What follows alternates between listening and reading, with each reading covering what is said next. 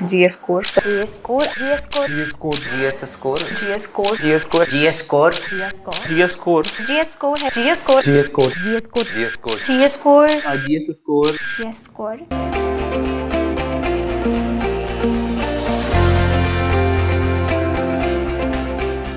Hello dear students. In a very brief, today we will be talking about how to approach the second paper sociology. The first video was there in terms of the approach to the sociology, what needs to be done in sociology. And there we opened up the paper 1. Now we will be talking about the paper 2. One of the most important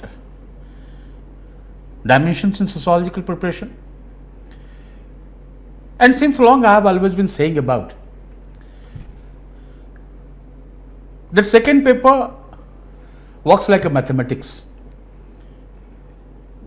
Invariably, when you look at the marks of the toppers, you will find about their marks in a second paper has always been very good. And that has made them secure a very high marks in sociology. There are certain requirements that you need to understand, that you need to follow when you are talking about the second paper. One of the misnomer that comes out, that second paper is all about the Indian society. Yes, second paper is all about the Indian society, but it is different from the GS. There are many units in paper 1 and paper 2, even paper 3, which you will be finding about the common in sociology. But you need to remember that sociology, like every other discipline, requires its own perspective, requires its own conceptual clarity. Broadly, if I talk about the growth of Indian sociology right from 1919 to 20, from the Mumbai University, now we are standing in 2024, almost 100 years of the growth of Indian sociology, in which Indian sociology has not only matured, institutionalized, but it has also developed in its journey the different theoretical methodological stands. That we need to understand it. The conceptual clarity, the theoretical methodological perspective which you have developed in the paper 1, that need to be brought in a paper 2. This is the first prerequisite. And in answers, you need to substantiate your answers with the empirical works, the sociological works which have been done. You need to bring the perspectives. You need to be analytical in a second paper. Not like a descriptive GS kind of perspective which you are talking about. Your answers should be linear, analytical, and you should be having the idea how to use the theoretical models with Indian sociology it has developed.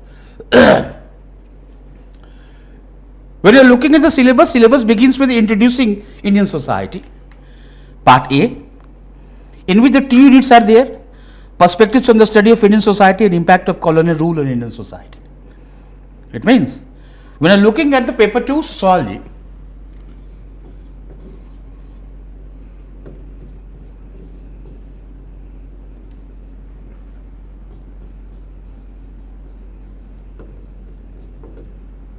you divide that in 3 parts. As the syllabus contains, part A, that is the introducing Indian society, perspectives on the study of Indian society.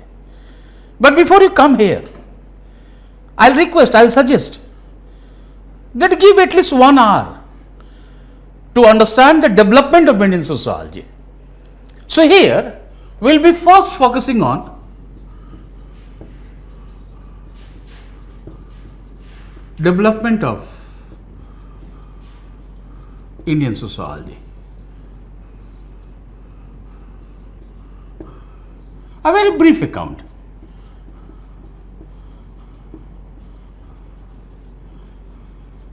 And it should be passing reference to you.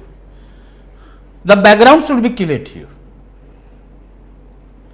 And once you have done this one, then look at the theoretical model development of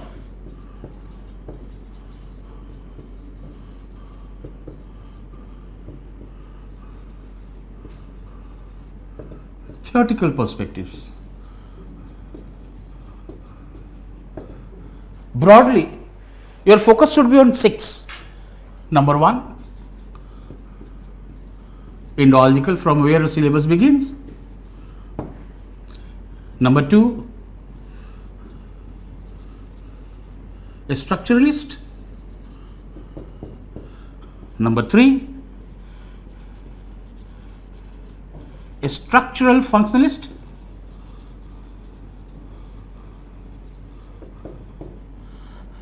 Number 4,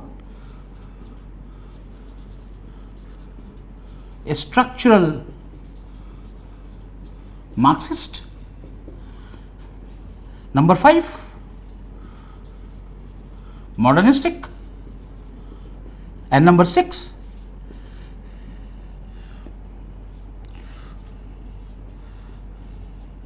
subaltern, in which your syllabus is broadly containing 1, 2, 3. But Indian society, every unit in Indian society has to be basically looked in terms of continuity and change, change and continuity. So, the first one I said, the theoretical methodological concepts or perspectives which you become comfortable in a paper 1, you need to bring it to the second paper, and you should also know how to apply that one. Broadly, whenever you talk about the social science or humanities, we always say that second paper is applied paper. But why don't you ask the question, application of what? Applied of what? It's the use of that knowledge which you have gained in a paper 1. So, whatever the theoretical, methodological, conceptual clarity which you have gained in a paper 1, that has now to be brought in a paper 2. And then the sociological examples are to be substantiated, quoted by you to substantiate your answers. Your focus should be on continuity and change, change and continuity. Number 3. And you need to be analytical, neutral, not to be carried away by your values, by your emotions. There are many areas in your paper 1, paper 2, where the chances of you being carried away is a higher. No, you need to be neutral. And this theoretical, 6 theoretical development that has to be talked about, it will help you understand the paper. For example, when you look at the caste system, 4 names are given, the perspectives of a study on the caste system. G.S. Gure, M.N. Srinivas, Louis Dumont, Andre Bethe. Now, broadly, if I say G.S. Gure, Indologist, Louis Dumont, a structuralist, M.N. Srinivas, a structural functionalist, even Andre Bethe would be there in structural functionalism, along with bringing the Trinity model. If you remember the first paper I talked about, Trinity model of Weber, with a change. Class, status and party was the model what Weber had used. Caste, class and power would be the model what Andre Bethe would be using. And when you talk about the Desais, when you talk about the Mukherjees, you talk about a structural Marxist. Right from Yogendra Singh and others, you will be talking about the modernistic. Ranjit Guha is the one who will popularize the concept subaltern, that is looking history from the below. And not only from the Dalit, from the tribal, from the woman, from the minority, everyone who is in a downtrodden perspective. You now need to look at the perspective or the reality from their perspective. You do not have to believe that masses do not have the ability to create history. When you go deep into the subaltern, you will be finding about the Gramsci, and from there you will be looking into Ranjit Guha. So, these are the 6 theoretical perspectives that you need to be comfortable with. And once you become comfortable with, then you need to raise the debates. And also to know where to use, in which question, which perspectives are to be used. Sometimes the direct questions would be there, right from the Indological to structuralist. How far structural functionalism could be applied, how the structural Marxists have, and more precisely from A.R. Desai's perspective, will be getting the questions. You can just think direct questions would be there. Subaltern Ranjit Guha's question has been asked to you. So in the first paper, I had said that when the students say that the question was out of the syllabus, I said that I don't believe in it. Because neither the teacher has made you understand the concepts, nor he has taken the pain to make you understand. And also you, when the teacher has done everything, you have not taken the pain, you have not given the adequate time to understand the entire syllabus. Offbeat questions are not there. Don't have the escapist tendencies. Look at the entire syllabus and be comfortable with it. So in a part way, when we have talked about development of Indian sociology, a brief account, then we talk about from here, unit 1 and 2. Unit 1 is understanding of Indian society, perspectives on the study of Indian society, in which the 3 are there. Indology, G.S. Gure. Indology is all about the study of history, culture, language, realism of any country, which is written in the text, is a textual view. Then you have the structural functionalism by M.N. Srinivas. You will be getting the questions in terms of book view versus field view. And then Marxist sociology by A.R. Desai, who used to call himself Marxologist. He was a doctrinaire Marxist. Once you have done this one, then let me say, the structural functionalism was known to you in a first paper. When you started talking about Emile Durkheim, Talcott Parsons, Robert King Merton, the very idea of a structural functionalism was known to you. And the 2 traditions of a structural functionalism. Durkheim's perspective of structural functionalism was the French tradition. Talcott Parsons and R.K. Merton, they provided with the American tradition. But particularly when looking at the M.N. Srinivas, in a Cambridge days, he will come under the influence of the 2 structural functionalists, A.R. Radcliffe Brown and Sir E.E. Evans Pritchard. So structural functionalism, you need to know what a structural functionalism is. Divided into traditions, French traditions. Apart from Emile Durkheim, we also talk about Claude Lévi-Strauss. And a very brief account of Claude Lévi-Strauss will basically helping you to understand Louis Dumont. That how the structuralism was brought in the study of the caste system. More precisely, the binary opposition, in which we will be talking about pure and impure. So that way, this kind of conceptual clarity should always be there in your mind. And where you have left A.R. Desai, the Marxist sociology.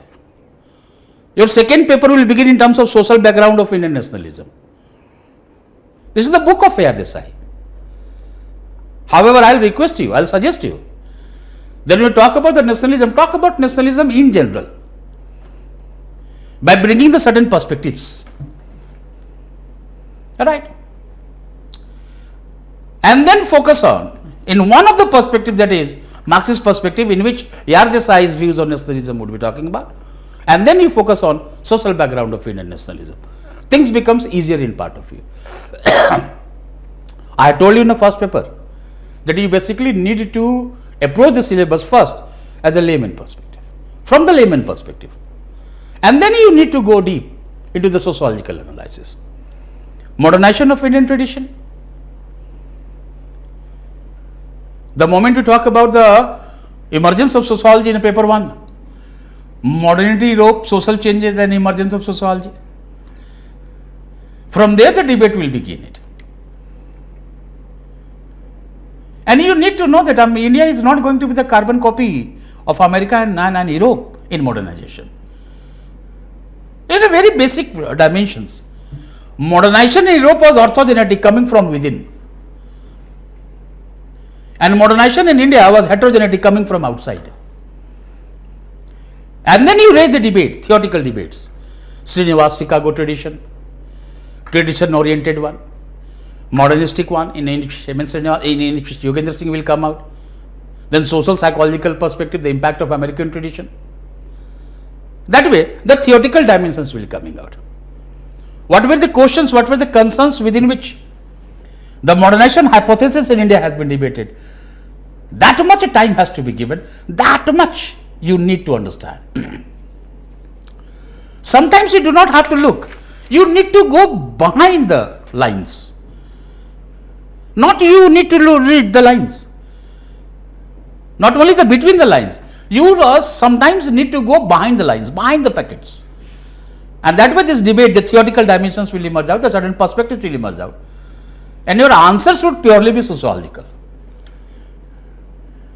And I have always said, and I have always believed,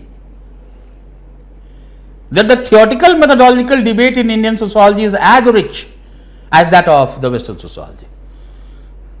It's all right in the West, in Europe, 1838 sociology emerged. But from 1919, 1920, sociology started emerging as the academic discipline in India. And almost 100 years has passed by. That work has to be done. That depth has to be understood by you. And once you have done it, then Protestant movements during the colonial period. But do not stop there.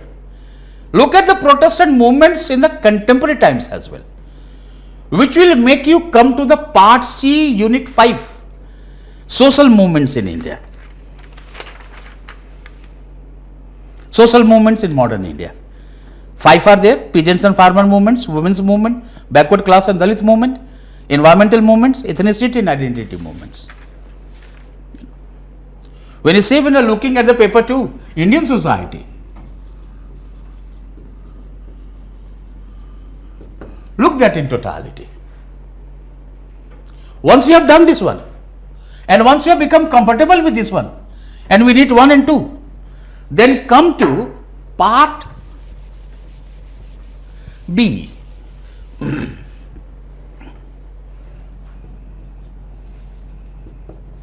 That is social structure. There are 6, 1, 2, 3, 4, 5, 6. The first one is rural agrarian social structure. Right? The debate between the rural urban will begin. Broadly, when you make a sentence which says sociology emerged as the study of urban industrial society, and those urban industrial society which was basically considered to be peasantless society, from where the representation of peasantry began in sociology, particularly not in the Western Europe, in the eastern and the outside periphery. You need to understand that one. And more precisely, when looking in the third world countries which were basically agrarian based economy, agrarian societies, the studies of agrarian society will become the one of the most important pillar to understand the society, to comprehend the society. So here the rural and agrarian social structure.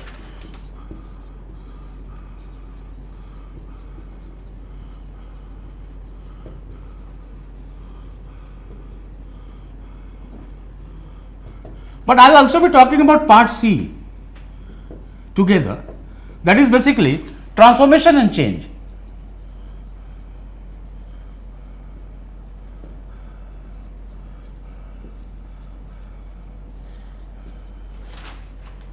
Now, once you have done the rural agrarian social structure, when you come to the part C, unit 2, rural and agrarian transformation in India. Programs of rural development, community development program, cooperatives, poverty elevation schemes, green revolution, changing modes of production in agriculture, problems of rural labor, bondage, migration. All right.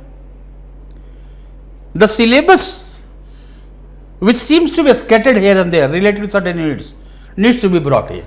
So from here, the social structure will also be bringing about the transformation of the rural agriculture structure. Then there is a caste system. Second is a caste system just I talked about. And I told you the caste system has to be read along with the unit 5 of the first paper, social stratification, because caste would be the types of the social stratification in India. And there if you have talked about the Marxist, structural functionalist, Weberian perspective, contemporary dimensions. Here the 4 names are there. G.S. Ghurye, Indologist, M.N. Srinivas, a structural functionalist, Louis Dumont, a structuralist, and Andre Bete, a structural functionalist, plus using the Trinity model of Weber. Untouchability and forms of perspectives. Alright. So what I said in the second paper, you also need to remember continuity and change, change and continuity. Once you have done that one, then the third one would be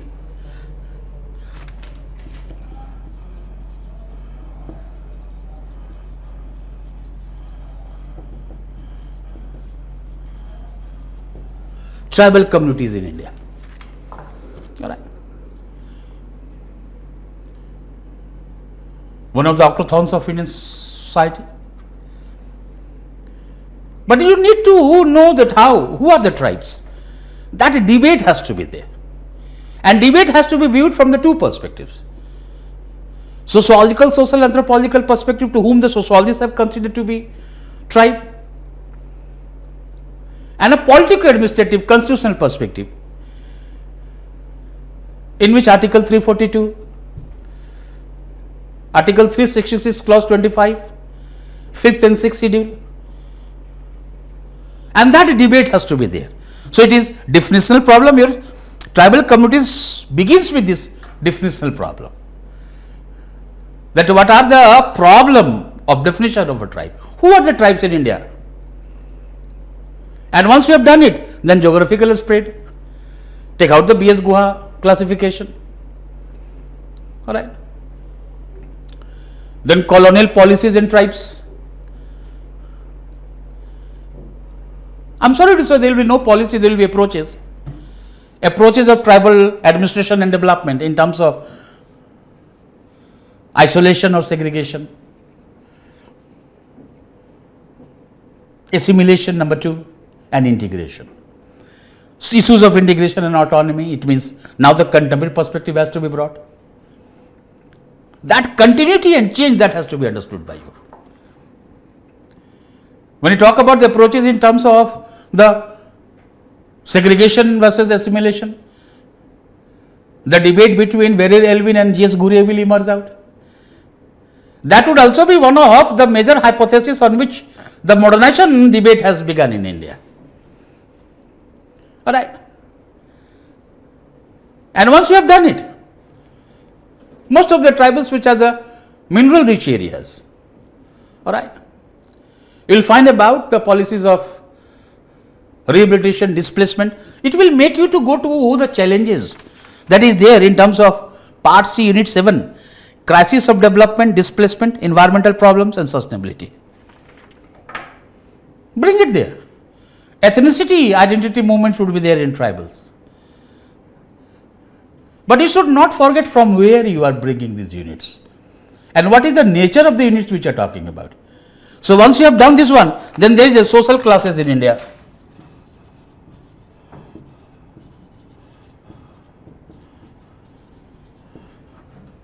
Three are there. Written is agrarian class structure, industrial class structure, middle classes in India. Maximum questions are there from the middle classes in India. Sometimes you will find the questions in agrarian class structure. But one of the questions would be there that we need to basically talk about class and caste in India. And we only talk about in terms of what we have done in a first paper. Class on the objective economic criterion, this way we go. No, raise the debate from there. The structural perspective within which we will be talking about hierarchy versus the stratification of Louis Dumont. A structural functionalism in which we will be talking about Andre Bete and M.N. Srinivas. A structural Marxism within which the class perspective will become important. Then the fourth theoretical model we will be bringing about is the modernistic in terms of understanding the difference between class and caste in India, the debate between class and caste in India. And then K.L. Sarma, caste is rooted in class, class is rooted in the caste. This much clarity is required. Alright. I am giving you the perspective, then I am giving you that who are to be quoted. I told you in the first paper, once again I am saying, you should not frame your answers from the perspective of the thinkers. The sociological works are to be used to substantiate your answers. And fifth one is system of kinship in India. There you have gone through. In a unit 9, in a paper 1, system of kinship. And there I said that once you have done the system of kinship in a paper 1, bring the system of kinship of India there. And then the religion and society, this is system of kinship in India.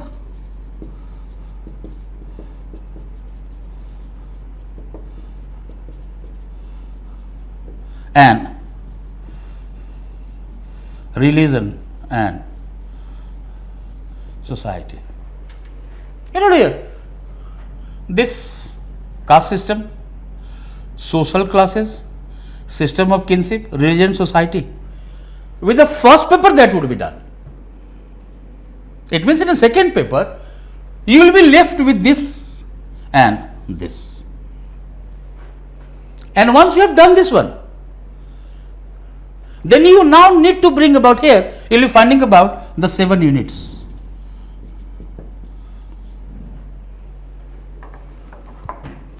Part C, that is social change in India. Vision of social change in India. 3 units A, B, C are there. But try to look at the notion of change from the theoretical perspectives.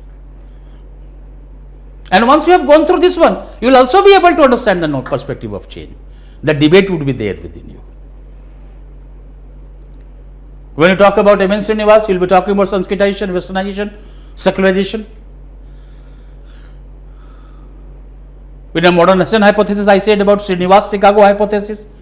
In a Chicago hypothesis, we will be talking about the Milton Singer, we will be talking about McKim Merritt, influenced by Robert Redfield. So that way, the great tradition, little tradition perspective will emerge out. Look at the link where I am making you to go. Every knowledge has to be provided its location. It should not be segmentalized. No, in a sequence that should be structured. Arrangement of parts.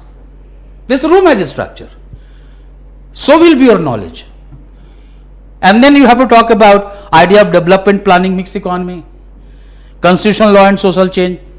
Once you talk idea of development and planning, then there in a unit 10, you have first paper, that is development and dependence. Once again I am saying, this unit would be there when you are talking about the change in unit 10 first paper. Bring about this one. Because education and social change would be part of your unit 10 first paper. Here you need to talk about constitutional law and social change. Once you have talked about the rural agrarian structure, then part C unit 2 is rural and agrarian transformation in India. Just I read it. I told you when you talk about work and economic life, unit 6 first paper, you bring about industrialization and urbanization in India, that is part C unit 3. Alright. Look at it in Indian context, so that the comparative analysis should be known. Fourth is politics in India. That was also the part unit 7 paper 1. Social movements, population dynamic, this is the one which is new, which you have not gone through there. And then challenges of social transformation, crisis of development, poverty deprivation, violence against women, caste conflict, ethnic conflict, communalism, illiteracy and disparities in education. So that way, part A, development of sociology as a discipline in India. Then the development of the theoretical perspectives. Then unit 1 and 2. Part B, social structures. The part of the syllabus transformation and changes and also challenges. Wherever the units have the certain kind of linkage, bring it there. But most of the social structure here would be done in a first paper. First paper and second paper would not be bifurcated. And this is the way I have been taught, this is the way I have been teaching. It will take some time. There are the two ways, either you finish the first paper and then you begin with the second paper, repetitive dimension is there. Now, the moment you have done the first paper, whatever the units which have the similarities in the second paper will bring there over there. And we will try to look at that how far the theoretical perspectives, the methodological debates that has to be raised there, how they are to be applied. And if there is any difference, what are the difference that is all about? And that way the paper 2 has to be talked about. Once again I am saying, paper 2 works like a mathematics. It has not to be approached like a GS. It has to be approached sociologically. And when I say it has to be approached sociologically, perspectives, the sociological perspective, the sociological concepts are to be used. And there are certain suggestions of mine that the theoretical, methodological, conceptual clarity which you have made in a first paper, once again I am saying this is number 1. This theoretical, methodological, conceptual clarity has to be brought to the second paper. Then sociological works are to be used by you to substantiate your answer. Empirical examples are to be used. Your focus should be on a continuity and change, change and continuity.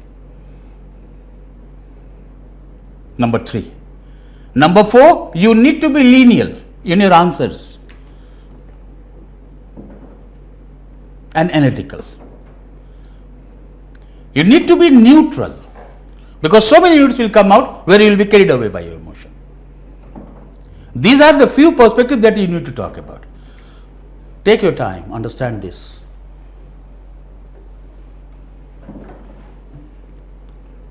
And that way your answers would be always be good.